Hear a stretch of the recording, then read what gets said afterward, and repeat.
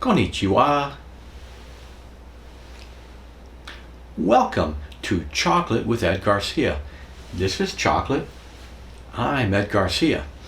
I know why you're here. You're here because you love to eat chocolate with Ed Garcia.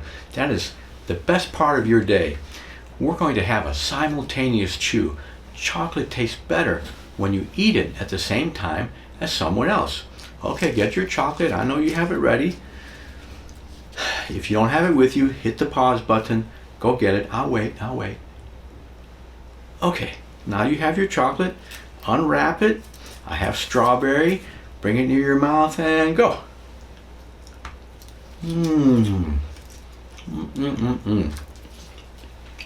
Oishi. Wonderful. Mint chocolate used to be my favorite, but now I think strawberry chocolate is, but all chocolate is good. Okay, today we're going to do speech number 4, a day in the life of a patent examiner. That would be me. As I said, my name is Ed Garcia. I'm a United States patent attorney, and I used to be a patent examiner at the United States Patent Office. So I think my experience will help you. There's my email. All of this is my personal opinion. This is not legal advice because every application is a little bit different. And today is 27th of July, 2019. And here we go. Today's topics are the probationary period, non-examination time, production requirements, the old system of balanced disposals, and the new system which front loads the balanced disposals. We're also going to discuss signatory authority of the patent examiners. Let's talk about probation. The new government employees have a 1-year probationary period. During that period of time, that first year, 50%, half, are fired or quit. Why? Because they must produce or die. Production is measured. They must produce documents, and they must produce within 95% of the target production requirement. Now, the production that's required is dependent upon the GS level. I think GS stands for government service or general service. I'm not sure. But almost all government employees are hired and are paid under the GS level. There are some special levels for higher up people like judges. Okay. I used to be a GS11 Step 10 in Tech Center 2100, which is electrical. And I received about 32 hours of production credit per balanced disposal, or BD. We're going to discuss a lot about balanced disposals in a few slides. Now, the patent office usually hires you patent examiners as GS7 or GS9. GS7 for a Bachelor of Science degree with no experience, no advanced degree. If you have some experience or a master's degree, they may hire you as a GS9. In the old days, if you had a doctorate degree or a law degree, they might hire you as a GS11. I was hired as a GS11. So I was required to make 90% of standard production. Now GS12 is a, let's call it a standard assistant examiner, a full assistant examiner. And they standardize that at 100%. GS13, 115%, GS14, 135%. So as you see, as you get paid more by increasing your GS level, you must also produce more, substantially more, right? The GS14 must produce approximately 45% more than a GS11. That's a lot. Now let's talk about non-exam time. Anything is better than examination, because if you are performing examination, then you must generate production equivalent to your examination time. So what you want as a patent examiner is to do anything except examination, right? Anything else means you don't have to produce. Let me give some examples. Vacation is non-examination time. Now, during the first 3 years, a government employee gets 4 hours per bi-week, 4 hours every 2 weeks. And that is called, personal time. You can use that for vacation. You can use it for sick days. There you go. Which works out to 13 days per year. It's not a lot, but it's pretty good. After 4 years in the government, then you get 6 hours per bi-week. That's pretty nice. That's about 19 days per year. After 15 years, you get 8 weeks per bi-week, which works out to about 26 days per year. How else can you get non-examination time? Well, if you do an interview, an applicant-initiated interview, then you get 1 hour of non-examination time. If you do a restriction, you get 4 hours of non-examination time. If you do an AFCP, you receive up to 4 hours of non-examination time. Okay. Additionally, training. If the Patent Office provides some training for you on some new law or some new regulation, this is non-examination time. If they give you a non-examination task, for example, to perform some classification or to assist some special project, this also is non-examination time. And patent examiners love non-examination time. As I said, anything is better than examination, because if you are performing examination, then you must produce enough production to justify the examination, and you must produce 95% of the expected production, as we will see. Okay, let's talk about a typical first action on the merits. FOAM, they call it. Patent Office calls this a FOAM. It's F-A-O-M. FOAM is spelled like foam on top of a beer is called F-O-A-M, spelled F-O-A-M. But anyway, they call it FOAM. So let's keep going. So GS11, steps 1 through 10, gets about 32 hours for a balanced disposal. We'll talk about what a balanced disposal is. And a balanced disposal is 2 counts. We'll explain that a bit more later. But now, the first action on the merits, you get 1 count of production. Hooray, I got some production, maybe I won't be fired. That's good. And I get, as a GS11, I get 16 hours of credit for that. Good. Now, how do I spend those 16 hours to generate that first office action?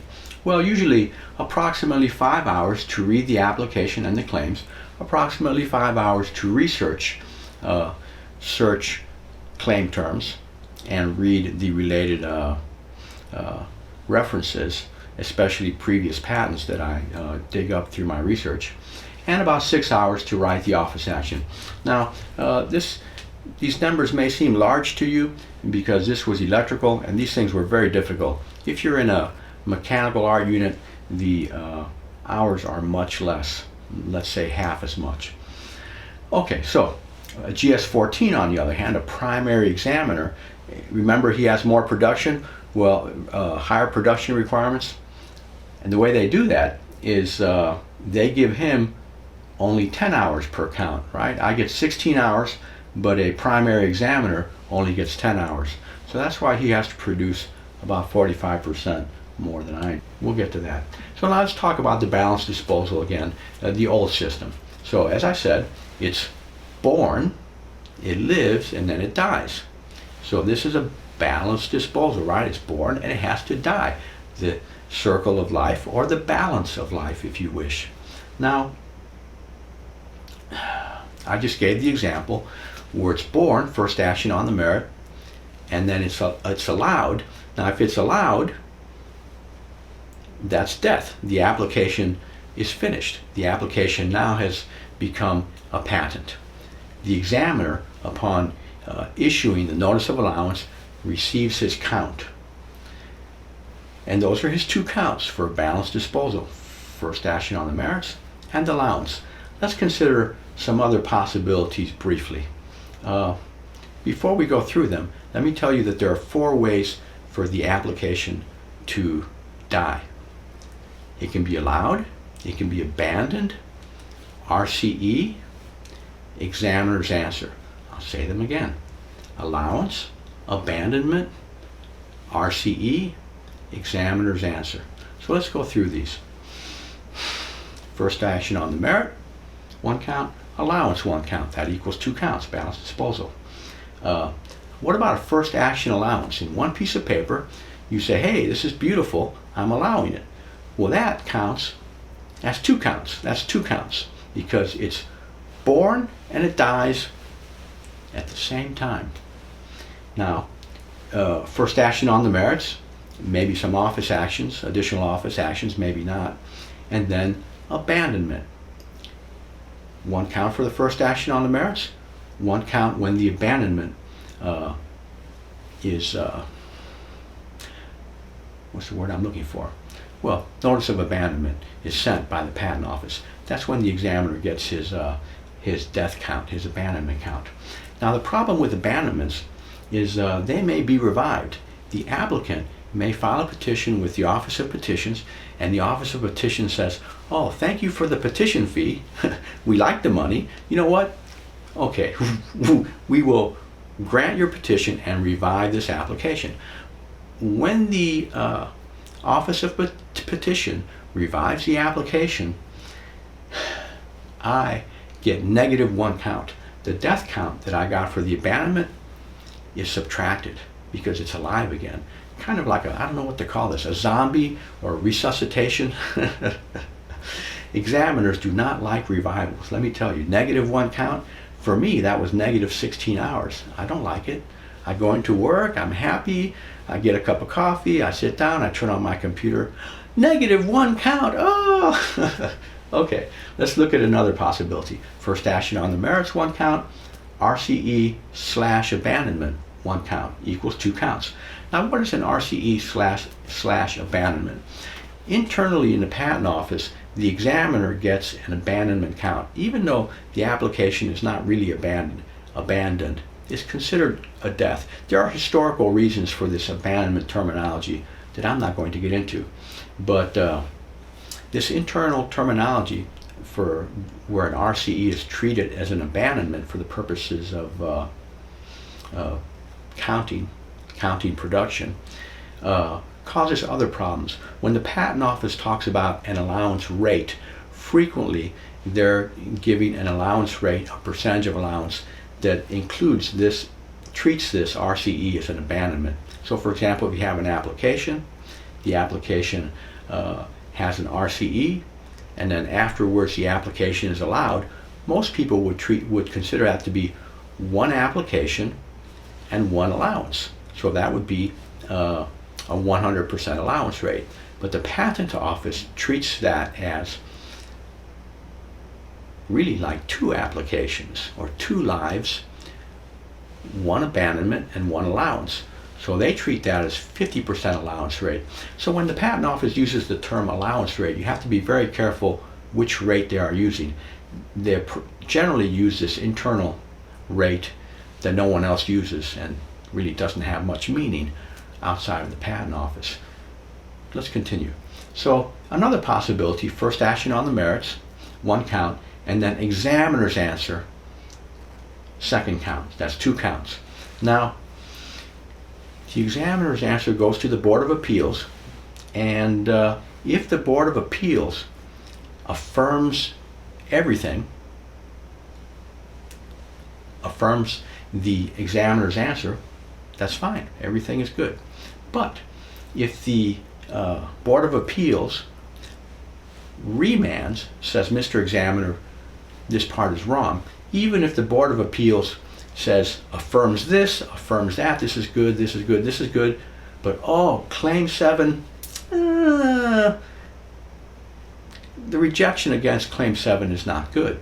We affirm in part, but we remand regarding Claim 7. Well, -1 count. Boy, I tell you, examiners hate remands. I know.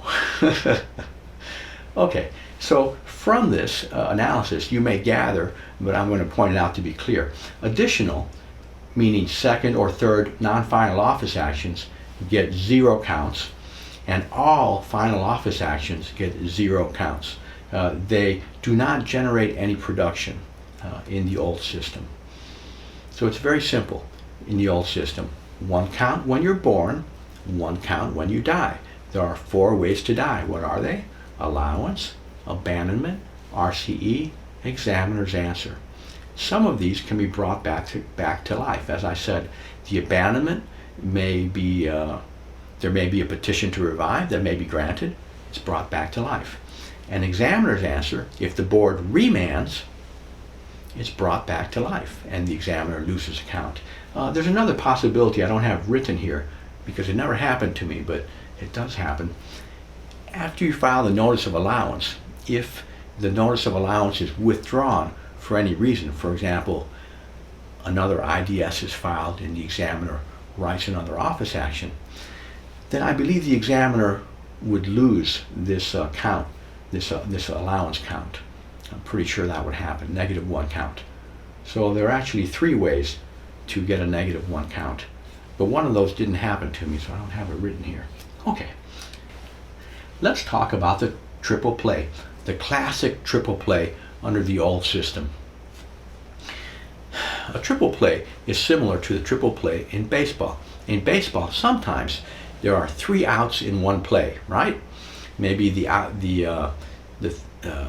team on the field catches the ball, that's 1 out, and they throw it to second base and they get someone out on second base, and then they throw it to perhaps home plate and get someone out that's trying to run home. That's 3 outs on 1 play. It's a wonderful thing. It's very interesting. For the patent examiner, this is the way it usually happens. There may be a final office action and some small change may be needed to put the application in condition for allowance. You're very close. And the examiner, in an advisory action, refuses to enter the change, some change after final. And the examiner says, no, this change will require additional searching, an undue burden. And we discussed the AFCP, where the examiner can refuse to enter amendments after a final office action. Now notice, if the examiner allows an application after the final office action, the examiner gets only 1 count. If there is an AFCP, the examiner may also get 4 hours, but still only 1 count. Now, the examiner, in this case, refuses the entry of the amendment, and now the applicant files an RCE with the change, with the amendment. Now, the examiner gets an RCE/abandonment count when the RCE is filed. As soon as the RCE is filed, the examiner gets that count. Then the examiner writes a first action allowance. Well, first action allowance, as we discussed, is worth 2 counts. It's worth the birth in the second lifespan or third lifespan, and the allowance, which is the death in the second lifespan. So this is what happens. Here's the simplest case. Birth in the first life, RCE, death in the first life, first office action allowance, first action allowance in the second life. So the triple play covers the death of the first life and the birth and death of the second life. Okay? So 3 counts is worth 3 counts, which is very nice. For me, 3 counts was worth 16 hours at GS11 before I was promoted, which is 48 hours of production. Holy cow, 48 hours of production. The triple play is worth 48 hours of production for me. It's 6 days of pay, 6 days of work. I feel so good when I get a triple play. They're wonderful things. They change your life. Now for the primary examiner, it's still a triple play. It's still very good. He gets 3 counts at 10 hours per count for a GS14 primary examiner in electrical. He gets 30 hours of production. That's wonderful. So you see the value of these triple plays. This is one of the reasons examiners don't want to enter amendments after a final office action. Okay, let's talk about the new production system. The balanced disposals have changed. The first balance disposal, the first BD for the first life, is still 2 counts. That part has not changed. But the second balanced disposal now is only worth 1.75 counts. Its value, its production credit has decreased, right? It's no longer 2 counts. The third and other balanced disposals equal 1.5 counts. Third, fourth, fifth, only 1.5 counts. Now, we can discuss the theory and the excuses that the Patent Office said for why this is done, but let me be brief. This is done to force additional production by the examiner. His pay, his production credit for the second balance disposal has decreased. For the third balance disposal has decreased even further. The first RCE after the first balance disposal generates a second balance disposal. That cost $1,300 right now. The second RCE, which occurs after the second balance disposal and causes the third balance disposal, that's $1,600. So the Patent Office is charging more for the third life than for the second life, but paying the patent examiner less for the third life than for the second life. Oh, yeah. I remember when that happened. I was not happy. Okay. So let's talk about the new production system a bit more. In addition to the change in the number of counts per balanced disposal, there's also some front loading going on, which front loading means that some of the pay or production credit is being moved to the front, moved earlier in time. Let me give 2 examples. For the first balanced disposal, which is still worth 2 counts, the first action on the merits is now worth 1.25 counts. It used to be worth 1, remember? Now it's worth 1.25. Well, where did that 0.25 come from? And the answer is, it comes from the death. Over here, if we look at the allowance now is only worth 0.75 in the first example where there's no final office action. We'll see why in a minute. So 1.25 for the first action on the merits. There's no final office action, and there's an allowance later. The allowance is 0.75. The total is still 2.0. Okay? So in this case, 0.25 has been moved from the allowance or the death to the first action on the merits. Now let's consider another case of front loading, which is similar during the first balance disposal. Now, first action on the merits, 1.25 counts again, so there's a little bit of front loading for that first office action. And look at the final office action. The final office action now has value, 0.25 counts. 0.25 counts for the final office action. Well, where does that come from? It has to come from somewhere, and the answer is it comes from the allowance. The allowance now is only worth 0.5 counts. So what's the conclusion though? The conclusion is it's still that balanced disposal, that first balanced disposal is still worth 2 counts. The only thing that has changed in the first balanced disposal, in the first life, the only thing that has changed is some front loading has moved to the front. Some of the production pay has moved to the front. In the long run, that does not matter.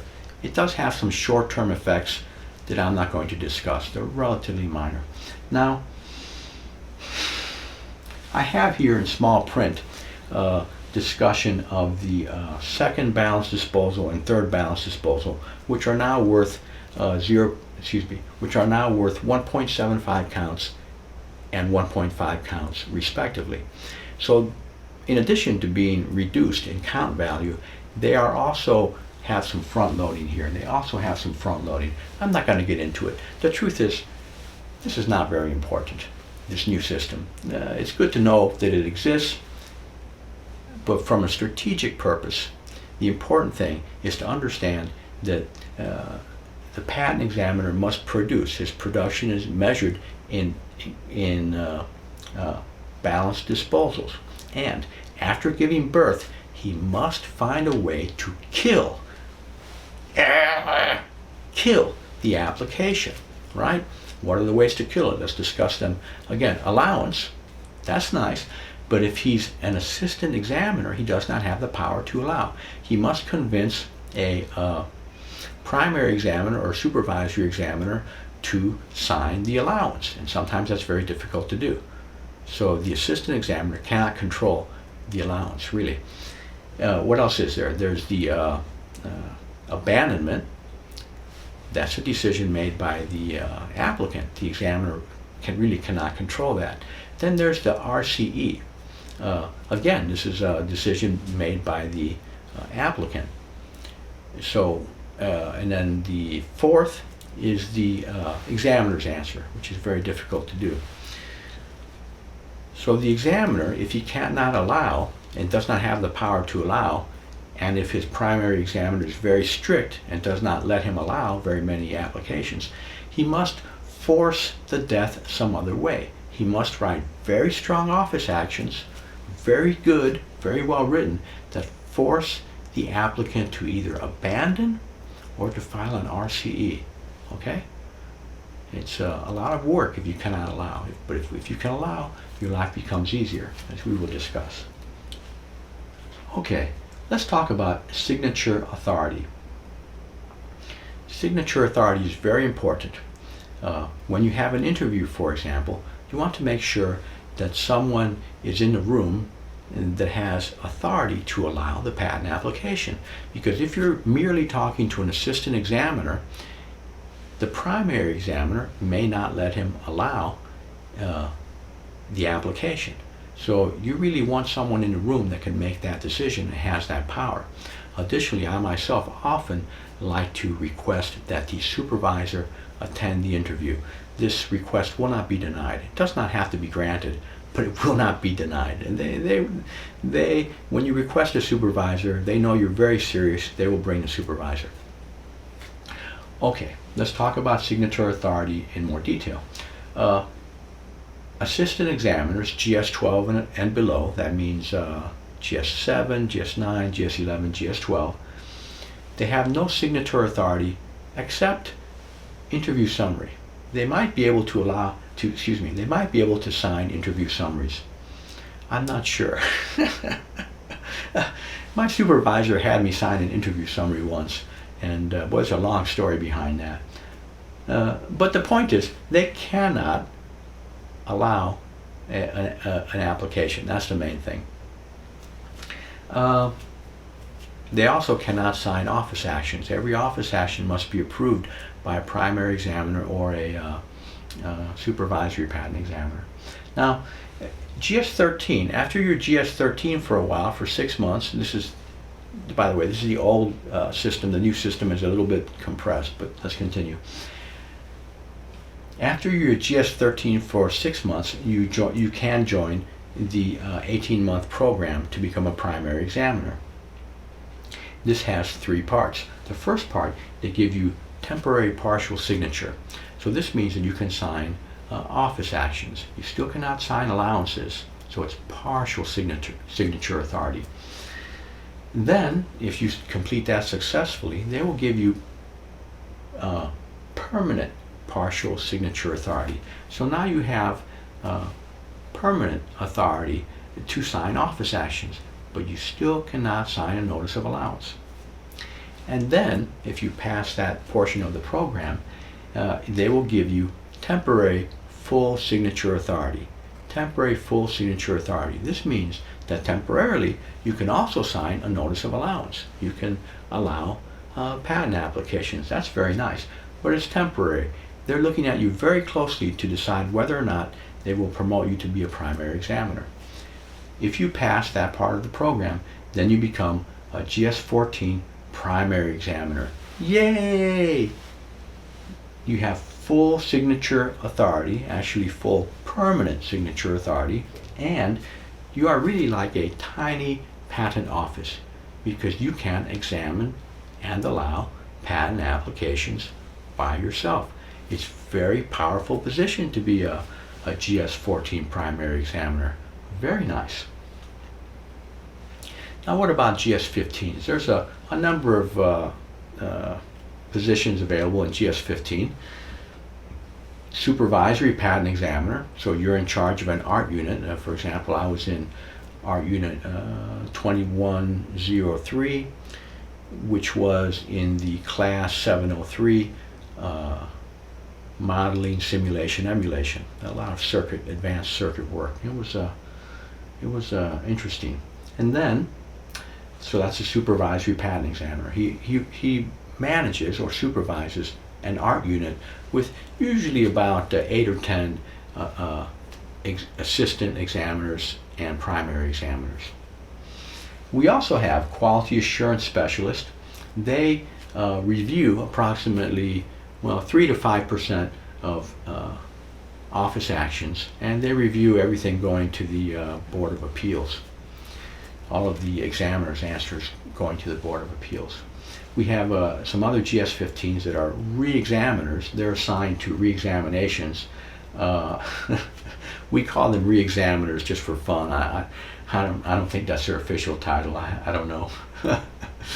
And then we have GS-15 expert. So you're a primary examiner. You've been working in your art unit for, who knows, 10, 15, 20 years, and you're really an expert. You know everything.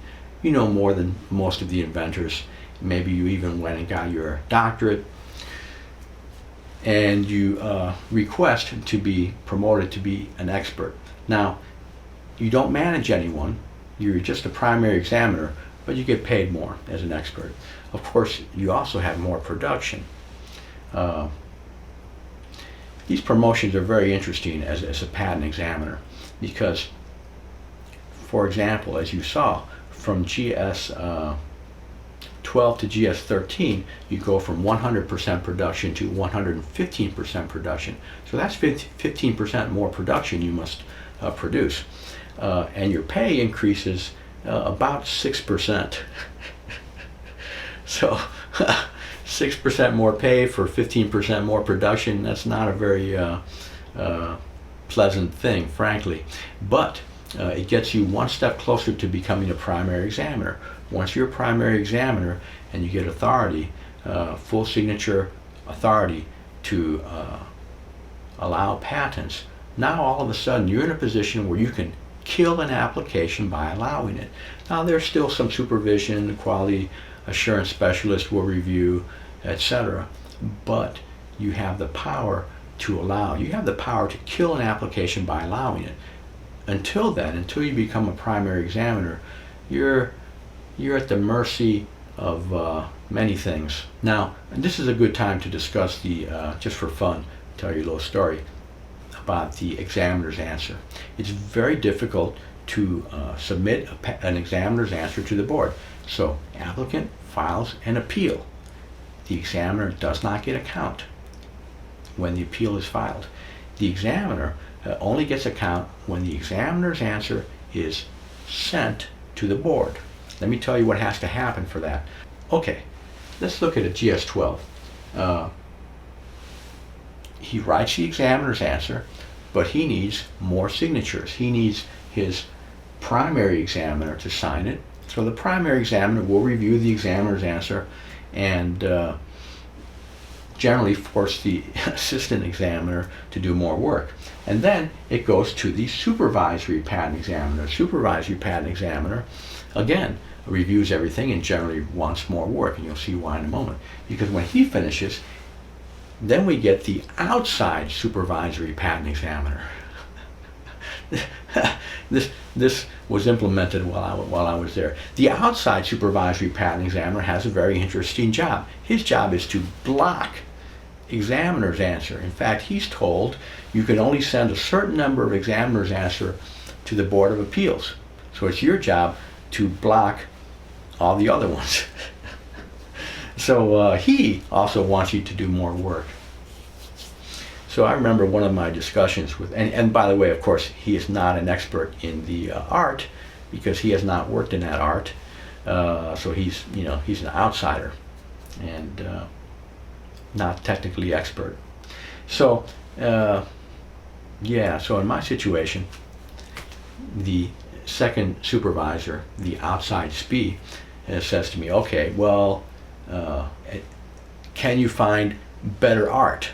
Can you find better references? Can you make a stronger rejection? Well, the answer, the true answer, of course, is yes. You can always make a better rejection. If you spend a few more days and find slightly better art, you can make a slightly better rejection, right?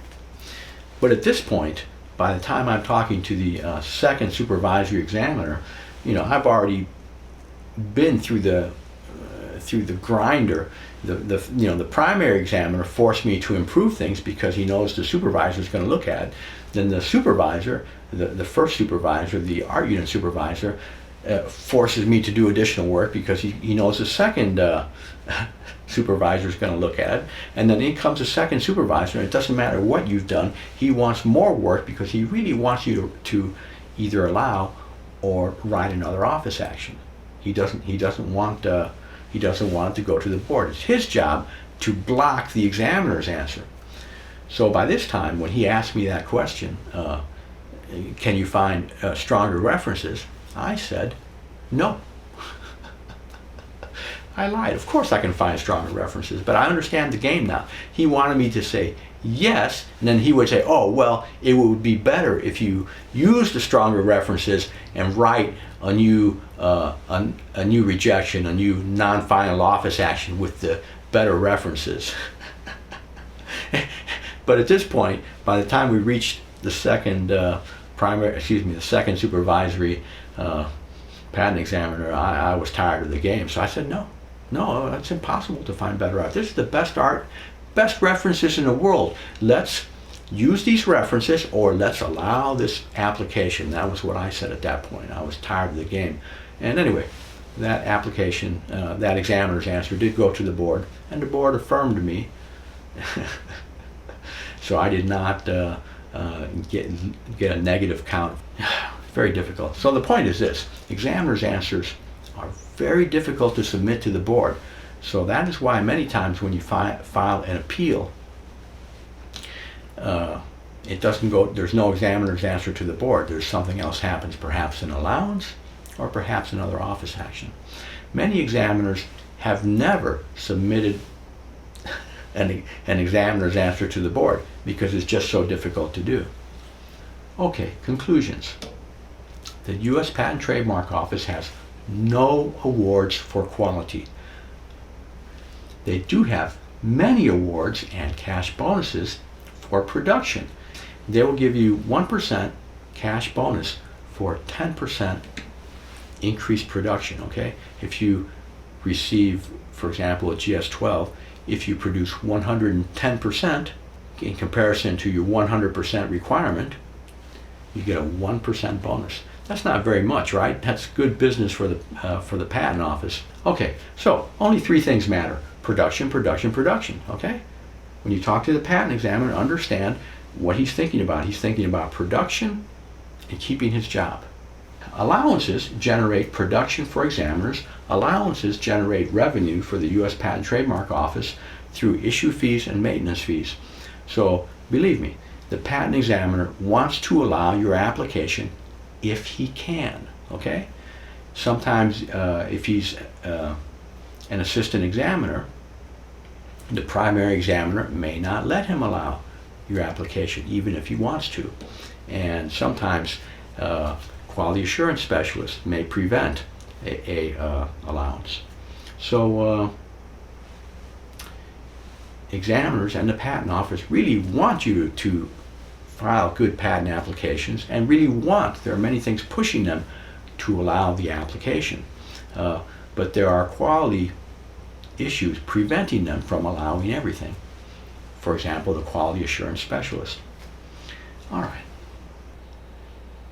This is the end of Chocolate with Ed Garcia. I had fun. I hope you had fun. I hope you learned something.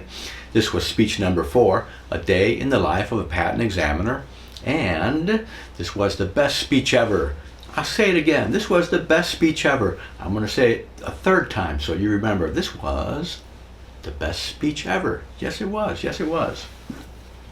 And one more thing. I've been working on my Japanese, so let's try this out. Anata no ichiban suki na America no bengoshi wa dare desu ka? Who? Me. Hero-san. Okay, I'm going to ask you again. Let's see if you get the right answer. Come on. Anata no ichiban suki na America no bengoshi wa dare desu ka? Hero-san. Okay. This is your last chance. I'm going to ask you a third time just to make sure you give me the right answer. Anata no ichiban suki na America no bengoshi wa dare desu ka? Hero-san. ありがとう。日本が大好きです。ありがとうございます。さようなら。